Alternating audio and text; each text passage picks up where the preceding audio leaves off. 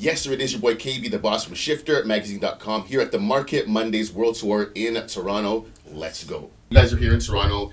Are there any business opportunities you guys have kind of seen here in Canada while you've been here that maybe you haven't seen in the US, but you're here in Canada thinking, you know what, there may be some unique opportunities, here in Canada? Can we talk about them? If you want to talk about them. Yeah, for sure. I think that there's a lot of opportunity as far as in the media space, the way that, we curate content, definitely in the education space, the way that, we relate content. I think the education in the media space is something that I definitely see some opportunities in, for sure. Yeah, even when we look around, right, we see construction, we see cranes going up. From a real estate standpoint, we've been in contact with people who are in the space and really explain to us the tax incentives and how that works. And so there's opportunities in that as well. Now, I was just going to say, a lot of people, they wanted us to bring Goldwater here today, but we couldn't because of customs. But also there's a big demand just for different health products and things of that nature.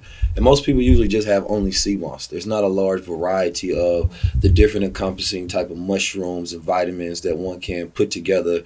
So I feel like there's a huge market that's opening out here in Toronto for that. And I know you guys are going to talk about AI. Some people are afraid of it, some people aren't. Elon Musk is vocal against it.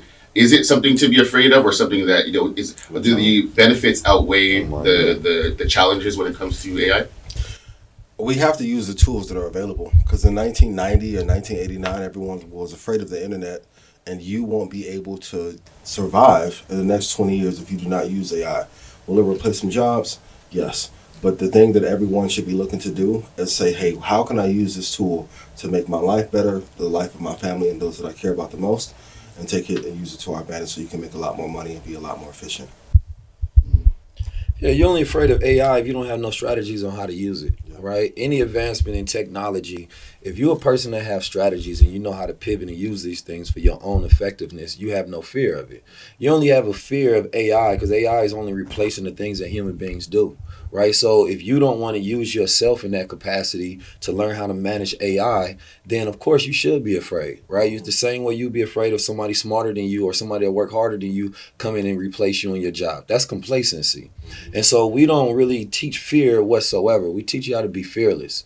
And for me, being fearless is educating yourself, right? Studying, experimenting with these things and having a vision and a strategy on how you can use them, right? So instead of being fearful of AI replacing you, think about how you can use AI to replace your job. Last question.